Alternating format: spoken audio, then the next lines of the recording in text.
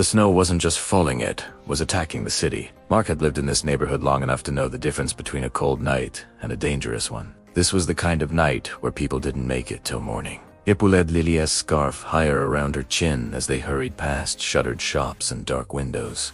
The street was nearly empty. Even the buses had stopped running. That's when Lily slowed down. "Daddy, please don't be mad," she whispered. Mark stopped immediately. He knelt down to her level. "I'm never mad when you talk to me." She pointed with her mittened finger. At the far end of the bus stop, beneath a flickering streetlight, sat two shapes that didn't move. An elderly man, an elderly woman, pressed together like they were trying to share one heartbeat. Mark felt his chest tighten.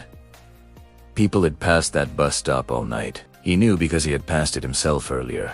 Eyes forward, mind busy, heart guarded. Being a single dad taught you how to survive, but survival sometimes hardens you. Lily squeezed his hand harder.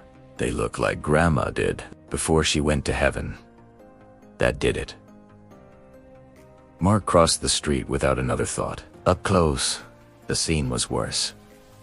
The woman's breathing was shallow. The man's coat was threadbare. His hands shook as he tried to tuck a thin blanket tighter around her shoulders. Mark spoke softly. "Sir." The man looked up slowly, his eyes sharp but exhausted. "We're okay," he said. Immediately, the lie was automatic, practiced. Mark knelt anyway. "It's going to get colder. You won't make it through the night." The man's jaw tightened. Pride is a strange thing. It can keep you alive and it can kill you. "We don't want trouble," the man said. Lily stepped forward before Mark could stop her. "You can use our couch," she said quietly. "We have soup." The old woman's eyes fluttered open. "Se smilet. Se smilet." And that smile weak, grateful, fragile, destroyed every excuse Mark had left. His apartment was nothing special. Cracked walls. A heater that worked when it felt like it. One couch. One small bedroom. But it was warm.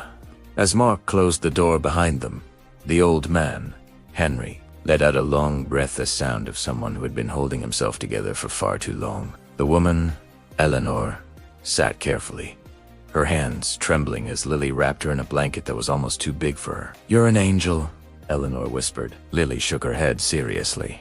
"No, ma'am. I'm just cold sometimes too." Mark made soup, the last cans in the cupboard. He didn't even think about tomorrow. They ate quietly at first. Then Henry spoke. "I used to own a house," he said suddenly. "Big one. Fireplace. Library."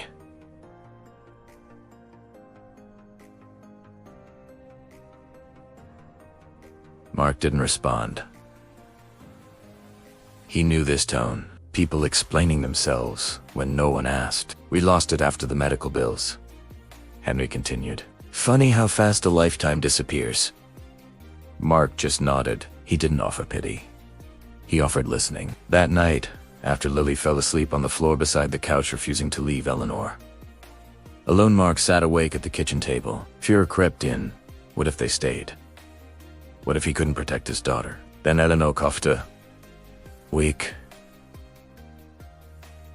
fragile sound and Lily stirred, reaching out instinctively. Mark realized something terrifying and beautiful at the same time. This wasn't charity.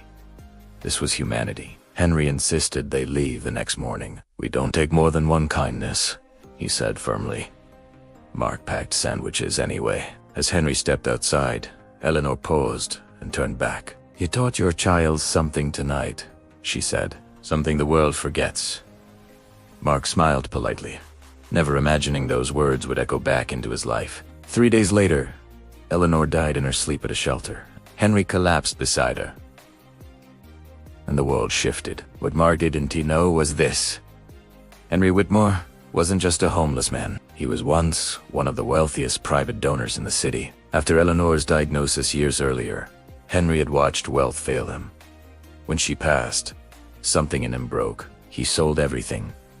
He wanted to see the world without privilege, to know who people were when kindness had no reward. Most people failed.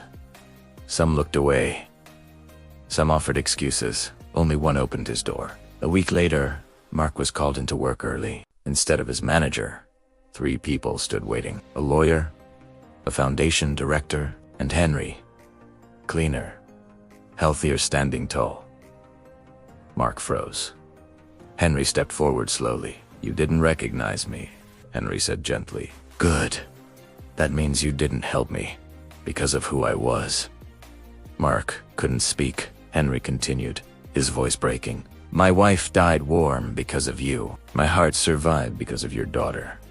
He slid a folder across the desk. Inside, a mortgage paid in full, a college fund for Lily, a job offer Mark never dreamed of. Mark shook his head. "I didn't do this for money." Henry smiled. "That's why you deserve it." Months later, Mark stood in a backyard Lily had never had before. She ran through the snow, laughing. "Daddy," she shouted. "Remember the cold people?" Mark knelt beside her. "They weren't just cold," he said. "They were lost." She nodded seriously. "We helped them find home." Mark realized then. Some nights test who we really are. And sometimes, opening your door for strangers opens a future you never imagined. If this story moved you, stay with us. Like, subscribe, and tell me where you're rewatching from. Because stories like this only grow when good people share them. And remember, kindness doesn't always come back right away, but when it does, it changes everything.